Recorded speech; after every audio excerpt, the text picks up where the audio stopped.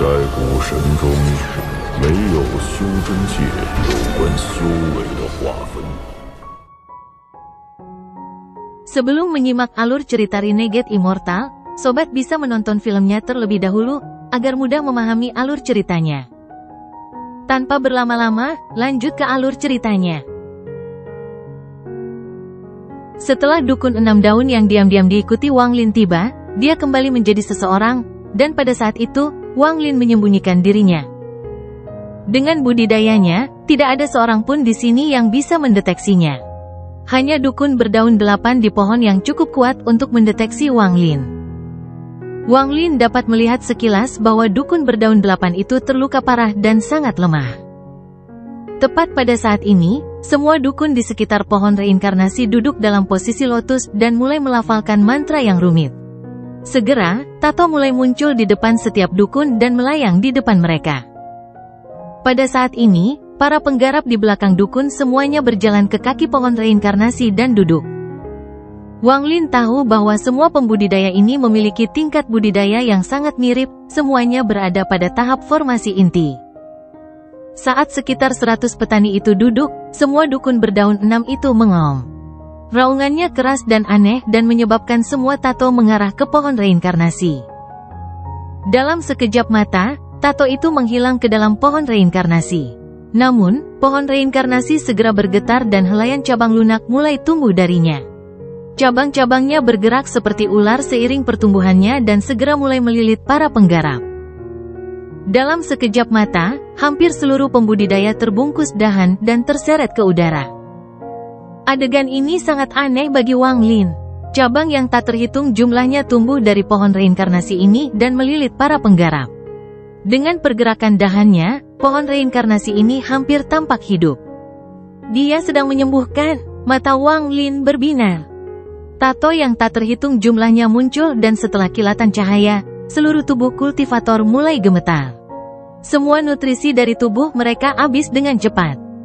Pada saat yang sama, seluruh energi spiritual mengalir dari tubuh mereka ke dahan pohon seperti kuda liar yang tidak dapat dikendalikan. Setelah nutrisi dan energi spiritual diserap oleh pohon, entah bagaimana mereka diubah menjadi energi misterius yang dapat digunakan oleh dukun berdaun 8 untuk menyembuhkan. Luka di dada orang ini perlahan menutup dan auranya juga berangsur pulih. Mata Wang Lin menjadi dingin dan kemudian dia tiba-tiba bergerak. Dengan kecepatan yang tidak dapat dideteksi oleh dukun berdaun 6, Wang Lin menyerbu dan muncul di samping dukun berdaun 8. Kecepatannya secepat kilat. Saat dia muncul, telapak tangannya menghantam cahaya yang mengelilingi dukun berdaun 8. Tangan kanan Wang Lin mengeluarkan cahaya putih susu. Ini berarti dia menggunakan energi spiritual surgawi. Pilihannya adalah bertindak atau tidak bertindak, dan jika dia bertindak, maka dia tidak akan menunjukkan belas kasihan dan akan membunuh musuh dalam satu serangan. Dukun berdaun 8 di dalam cahaya putih membuka matanya yang dipenuhi teror. Telapak tangan Wang Lin mendarat di atas cahaya putih dan kemudian suara yang menggemparkan memenuhi lapisan keempat. Dampak yang kuat menyebabkan gelombang-gelombang kejut menyebar, menjatuhkan dukun berdaun 6 di sekitarnya mundur lebih dari 1000 kaki. Masing-masing dari mereka batuk darah, dan tato di tubuh mereka menjadi tidak stabil. Satu kesalahan langkah berarti kematian mereka. Salah satu dari dukun berdaun 6 berteriak, setelah batuk darah, pembudidaya transformasi jiwa. Saat orang itu berteriak, semua dukun 6 daun lainnya gemetar dan kemudian mulai melarikan diri. Jika sebelum Wang Lin mencapai tahap transformasi jiwa, dia tidak akan bisa menggunakan kekuatan destruktif seperti itu tanpa menggunakan harta karun. Kekuatan telapak tangan tadi sama kuatnya dengan pukulan dari tubuh aslinya yang merupakan dewa kuno bintang 3. Itu karena telapak tangan itu mengandung energi spiritual surgawi. Alasan para penggarap transformasi jiwa kuat dan akan mendapat rasa hormat di planet budidaya manapun adalah karena keberadaan energi spiritual surgawi. Cahaya di sekitar dukun berdaun 8 itu pecah, menyebabkan lelaki tua itu gemetar dan batuk darah. Kemudian tato kuno di atas kepalanya dengan cepat turun untuk memblokir energi spiritual surgawi. Sebuah kekuatan yang kuat melonjak dari tato itu, menyebabkan telapak tangan Wang Lin melambat selama sepersekian detik. Dengan jeda ini, dukun berdaun 8 mengeluarkan suara gemuruh dan dengan cepat mundur. Dia bergerak secepat meteor untuk melarikan diri. Kamu tidak bisa melarikan diri. Mata Wang Lin menjadi dingin dan dia menekan pohon reinkarnasi. Energi spiritual surgawi melonjak ke dalam pohon reinkarnasi dan mengikuti serangkaian suara berderak dan letupan, seluruh pohon reinkarnasi hancur berkeping-keping. Cabang-cabang yang menjulur dari pohon semuanya hancur dan sekitar 100 petani semuanya tumbang. Saat mereka mendarat, mata mereka menjadi jernih dan kebingungan mereka hilang. Tinggalkan tempat ini. Wang Lin mengucapkan satu kalimat ini saat dia menyerang dukun berdaun 8. Dia menamparkan tas pegangannya dan binatang nyamuk itu muncul. Nyamuk itu sudah lama bersama Wang Lin dan sudah lama memperoleh kecerdasan. Tanpa Wang Lin perlu memberi perintah, nyamuk itu tahu apa yang diinginkan tuannya. Setelah muncul, binatang nyamuk itu mengeluarkan suara gemuruh dan berubah menjadi sinar cahaya hitam saat mengejar salah satu dukun berdaun 6 yang melarikan diri. Belalainya yang besar kemudian ditusukkan ke kepala dukun berdaun 6 itu. Dukun berdaun 6 itu mengeluarkan jeritan yang menyedihkan saat isi perutnya disedot hingga kering hingga ia hanya tinggal sekantong tulang dan mati. Setelah membunuh satu, nyamuk membuang mayat yang sudah kering dan menyerang yang berikutnya. Dengan kecepatannya, tidak peduli seberapa cepat dukun berdaun 6 itu berlari, mereka tidak lebih cepat dari nyamuk. Wang Lin terbang seperti kilat. Di hadapannya, wajah dukun berdaun 8 itu pucat saat dia mengatupkan giginya dan mencoba melarikan diri. Dia awalnya adalah dukun berdaun 8 di bawah leluhur kelima. Bahkan di dalam klan abadi yang terbengkalai, dia memiliki posisi yang sangat tinggi. Selama perang ini, banyak petani yang mati di tangannya. 1 bulan yang lalu, dia terluka parah oleh kultivator transformasi jiwa tahap akhir. Setelah hampir sekarat, dia dikirim kembali ke sini untuk pulih. Namun, dia tidak mengharapkan seorang kultivator transformasi jiwa muncul saat dia dalam masa pemulihan. Selama aku bisa kabur ke lantai 11, aku akan selamat. Nenek moyang ketiga dilukai oleh Zukwezi saat melindungi roh leluhur. Selama saya bisa mencapai lantai 11, leluhur ketiga pasti akan menyelamatkan saya. Dukun berdaun 8 mengatupkan giginya dan menyerbu menuju pintu masuk lapisan kelima. Wang Lin mengejar pria tua itu dari dekat. Matanya menjadi dingin saat dia menamparkan tas pegangannya dan mengeluarkan pedang surgawi. Dia menarik napas dalam-dalam dan kemudian menuangkan energi spiritual surgawi ke dalam pedang surgawi. Wang Lin berbisik, "Terima kematianmu." Lalu dia mengangkat tangan kanannya, pedang surgawi itu mulai bersinar putih, dan dia menebasnya. Ada cahaya terang yang sepertinya menerangi seluruh lapisan keempat saat energi pedang dari pedang surgawi ditembakkan. Ekspresi dukun berdaun 8 berubah drastis. Tanpa menoleh ke belakang, dia bisa merasakan aura kuat di belakangnya yang membuat rambutnya berdiri. Jika dia tidak terluka, dia bisa mengatasinya, tapi saat ini dia terluka parah dan hampir tidak punya tenaga tersisa. Orang tua itu mengeluarkan raungan pahit saat dia tiba-tiba berbalik. Matanya dipenuhi kegilaan. Dia melihat energi pedang yang masuk dan memukul dahinya dengan telapak tangannya saat dia berteriak, "Tato leluhur." Tato yang melayang di atasnya saat dia sedang menyembuhkan dan membantu memblokir telapak tangan Wang Lin muncul. Tato ini sangat rumit dan dipenuhi aura kuno. Mata Wang Lin dingin saat dia berhenti 1000 kaki jauhnya. Saat dia berhenti, energi pedang bertabrakan dengan tato itu. Ledakan keras menciptakan gelombang kejut setinggi 30 kaki yang dengan cepat menyebar dan mencukur 3 inci dari tanah. Suara berderak datang dari tato itu dan kemudian pecah. Mata dukun berdaun 8 perlahan meredup dan nyawanya dengan cepat menghilang. Banyak darah keluar dari luka di dada lelaki tua itu. Meskipun matanya redup, dia menatap Wang Lin dengan tatapan kejam dan bertanya, "Siapa kamu?" "Aku tidak akan memberitahumu siapa aku." Wang Lin bergerak maju dan muncul di samping lelaki tua itu. Tangannya membentuk segel dan dia membatasi dirinya. Kemudian dia mengayunkan pedang surgawi dan kepala lelaki tua itu terlepas dari tubuhnya. Tubuh lelaki tua itu jatuh ke tanah. Tangan kanan Wang Lin menunjuk ke kepala. Setelah beberapa saat dia mengerutkan kening dan bergumam, "Tidak ada jiwa?" Pada saat dia memenggal kepala lelaki tua itu, dia mengaktifkan teknik sekte pemurnian jiwa yang dapat memastikan jiwa tetap berada di dalam tengkorak dan tidak menghilang. Dia merenung sedikit sambil melihat tengkorak itu. Kemudian dia melambaikan tangannya dan api hantu mengelilingi tengkorak itu. Dengan suara mendesis, kepala lelaki tua itu dengan cepat menjadi halus. Namun, tengkorak orang ini tidak menunjukkan tanda-tanda meleleh di bawah nyala api ini. Tampaknya ada simbol hitam rusak yang terukir di tengkoraknya. Simbol ini sama persis dengan tato leluhur yang baru saja digunakan lelaki tua itu. Setelah merenung sedikit, Wang Lin meletakkan tengkorak itu di dalam tas pegangannya dan terbang. Saat dia terbang, dia bisa mendengar dentuman sonik semakin dekat dengannya. Binatang nyamuk itu segera terlihat. Mulutnya berlumuran darah dan matanya bersinar karena kenikmatan. Setelah menyingkirkan binatang nyamuk itu, Wang Lin memeriksa lapisan keempat lagi. Setelah tidak menemukan lagi pohon reinkarnasi, dia memasuki lapisan kelima. Lapisan kelima lebih besar dari lapisan keempat dan tidak terlalu tandus. Pada lapisan kelima, Wang Lin memperhatikan 3 pohon reinkarnasi, dan di atas masing-masing pohon duduk seorang dukun berdaun 8. Semua luka mereka sangat parah dan mereka berada di ambang kematian. Mata Wang Lin menjadi dingin dan kemudian dia berteleportasi ke salah satu dari mereka. Namun, saat dia muncul di samping pohon reinkarnasi, ekspresinya berubah dan dia menghilang. Ketika dia muncul kembali, dia berada 1000 kaki jauhnya. Tumbuhan mirip ganggang mulai bergerak saat dia muncul dan kemudian bertabrakan satu sama lain di tempat Wang Lin sebelumnya berada.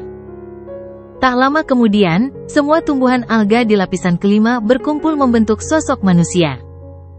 Sosok-sosok ini seluruhnya terbuat dari tumbuhan alga dan mengeluarkan aura aneh. Anggota tubuh bagian bawah mereka dihubungkan dengan tumbuhan alga di tanah dan juga bergerak dengan cara misterius yang sama. Dalam sekejap mata, tak terhitung banyaknya makhluk aneh ini muncul di sekitar Wang Lin. "Orang asing, tinggalkan tempat ini." Suara tanpa gender keluar dari mulut tanaman ini dan bergema di seluruh lapisan. Mata Wang Lin menjadi dingin. Setiap makhluk hidup ini memiliki budidaya seorang penggarap jiwa yang baru lahir.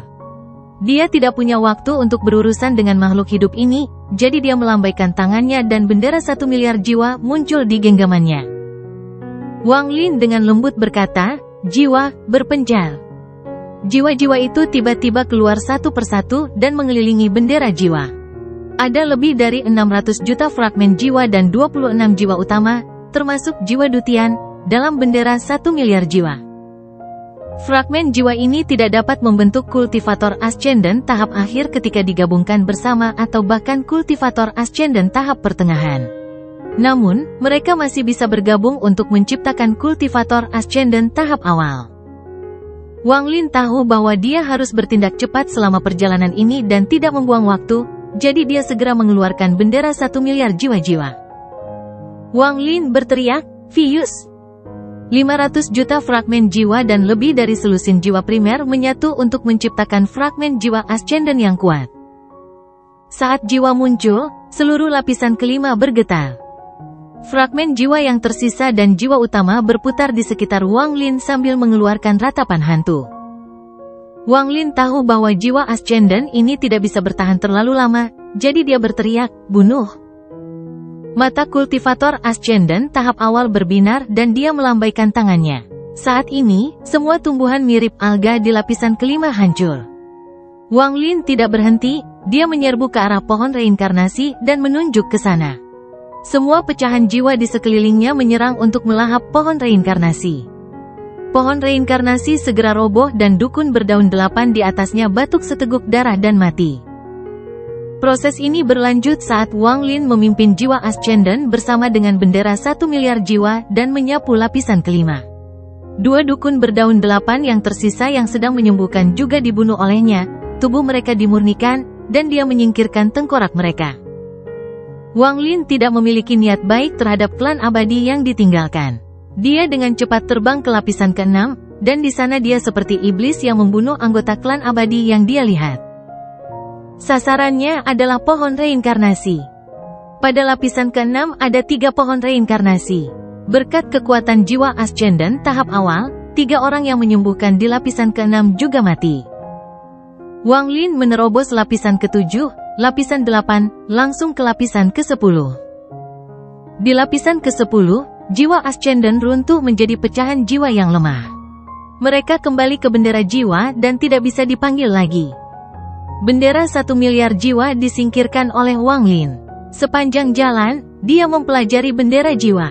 Meskipun jiwa Ascendant sangat kuat, durasinya terlalu pendek dan masih ada perbedaan kekuatan dibandingkan dengan kultivator Ascendant sejati. Selain itu, kerusakan pada fragmen jiwa sangat besar setiap kali digunakan.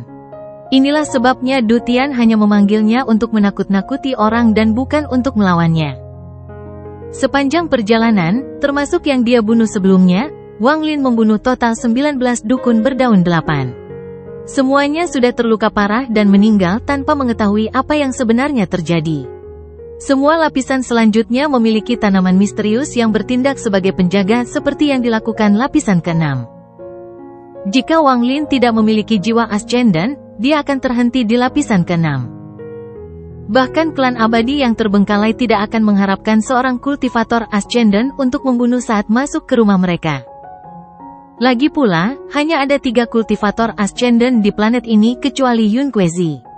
Zhu Kuezi berada di Gunung Suzaku, Chu Yunfei telah ditakuti oleh planet ini, dan kultivator Ascendant terakhir dari Sekte Penghancur Bumi terluka parah, dan saat ini sedang memulihkan diri di lokasi rahasia. Jika tidak ada kultivator Ascendant, maka dengan pertahanan yang disiapkan untuk makam abadi, tidak akan ada masalah.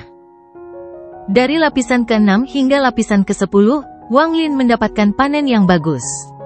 Dia tidak tahu apa gunanya tengkorak itu, tapi dia tidak menyangka klan abadi yang terbengkalai memiliki begitu banyak batu roh yang disimpan. Menurut logika, batu roh ini tidak berguna bagi klan abadi yang terbengkalai. Kekuatan tato mereka berasal dari binatang iblis, jadi batu roh ini seharusnya tidak berguna bagi mereka. Sepanjang jalan, Wang Lin mengumpulkan sejumlah besar batu roh. Bahkan jika Anda menempatkan batu roh ini di sekte negara budidaya peringkat 4, itu akan cukup untuk bertahan selama 1000 tahun bagi sekte tersebut. Namun dibandingkan dengan batu roh ini, tengkorak dukun berdaun 8 ini lebih menarik perhatian Wang Lin.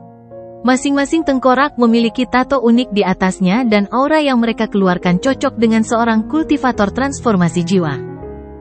Wang Lin merasa tengkorak ini tidak sederhana dan jauh lebih berharga daripada batu roh.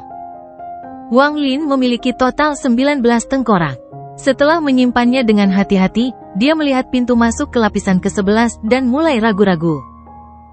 Dia tidak tahu berapa banyak lapisan yang dimiliki makam abadi, dan jika dia tidak memiliki jiwa Ascendant, tidak mungkin dia bisa sampai sejauh ini. Dia yakin tentang lapisan ke-11. Namun, dia memiliki perasaan misterius bahwa ada sesuatu di lapisan ke-11 yang memanggilnya. Wang Lin mencibir, dia tidak terburu-buru tetapi mulai mengatur formasi. Formasi ini adalah yang diajarkan Du Tian kepadanya untuk melawan kekuatan garis keturunan leluhur klan iblis raksasa, itu adalah arai transfer kecil. Dia dengan mudah meletakkan formasi dan meletakkan sepotong batu giok langit. Wang Lin melihat ke arah lapisan ke-11. Itu benar-benar gelap dan keluar asap hitam. Ini berbeda dari lapisan lainnya. Wang Lin memegang pedang surgawi di tangan kanannya, mengumpulkan energi spiritual surgawinya, dan melompat ke dalam terowongan. Terowongan ini tidak terlalu dalam, jadi tidak butuh waktu lama bagi Wang Lin untuk keluar dari terowongan dan memasuki lapisan ke-11. Saat dia masuk, ekspresinya menjadi aneh.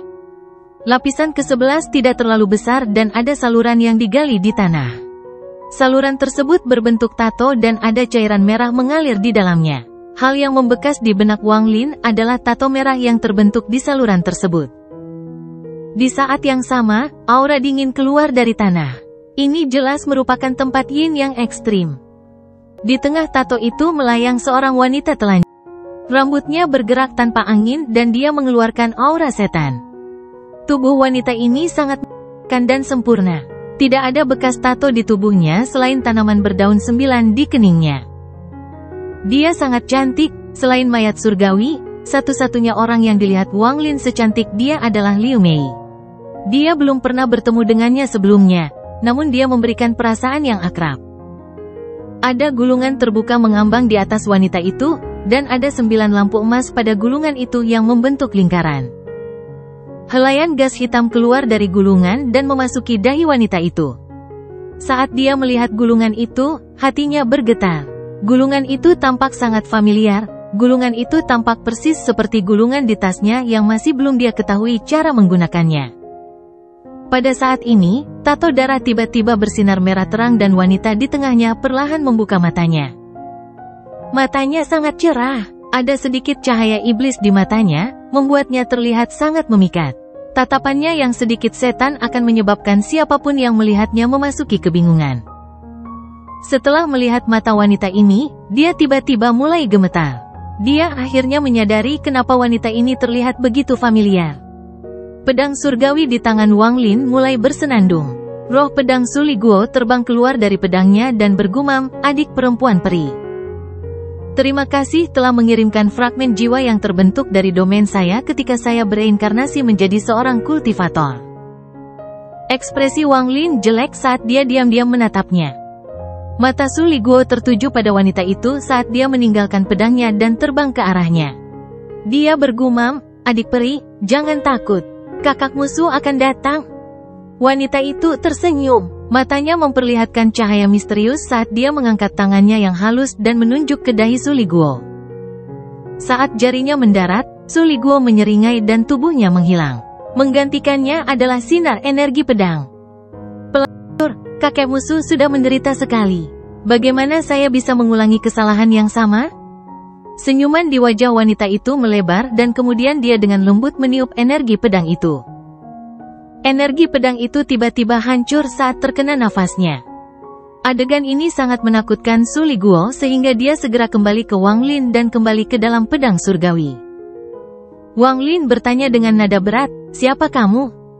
Wanita itu memandang Wang Lin dan perlahan berkata, "Di antara para kultivator, saya dipanggil Meiji, dan di klan abadi yang terbengkalai, saya adalah leluhur ketiga." Mata Wang Lin berbinar dan dia perlahan berkata, "Jadi itu adalah tuan leluhur ketiga. Junior tidak sopan jika terburu-buru masuk ke sini dan akan pergi." Dengan itu, dia mulai mundur. Riak muncul di mata wanita itu dan dia berkata, "Jangan memanggilku tuan leluhur ketiga, aku lebih suka kalau orang memanggilku Meiji. Anda dapat pergi hari ini, tetapi hanya jika Anda patuh." Wanita itu menunjuk ke udara dan terowongan menuju lapisan ke-10 segera ditutup. Wang Lin mengerutkan kening. Dia dengan dingin menatap wanita itu dan bertanya, "Apa maksud senior?" Wanita itu meletakkan jarinya di dekat mulutnya. Matanya dipenuhi pesona memikat saat dia tersenyum. "Apa arti lain yang bisa kumiliki? Aku hanya ingin kamu merasakan indahnya hidup. Aku bisa mencium aura yang sangat bersih keluar dari tubuhmu. Saya yakin Anda masih belum mencicipi seorang wanita." Mata Wang Lin menjadi lebih dingin dan dia dengan tenang berkata, "Jika kamu berada di sini berarti kamu terluka parah. Tuan leluhur ketiga, apakah Anda mengenali benda ini?" Dengan itu, dia menamparkan tasnya dan bendera 1 miliar jiwa muncul. Fragmen jiwa terbang bersama dengan ratapan hantu mereka. Ratapan hantu ini secara langsung mempengaruhi jiwa seseorang. Mata wanita itu berbinar. Dia menatap bendera jiwa dan berkata, kata demi kata, "Bendera 1 miliar jiwa." Tangan kiri Wang Lin menunjuk ke arah pedang surgawi dan pedang itu mulai bersinar. Lalu dia mengayunkan pedang dan menebas tanah. Dengan ledakan, sebuah parit yang dalam muncul di tanah. Wang Lin memandang wanita itu dan berkata, "Saya hanya menggunakan 10% energi spiritual surgawi saya dalam serangan itu." Jadi itu adalah harta karun surgawi. Mata wanita itu menjadi dingin. "Apakah kamu pikir kamu bisa membunuhku dengan 2 harta karun itu? Jika Anda berada dalam kekuatan penuh, saya tidak akan percaya diri, tapi saya yakin Anda terluka parah.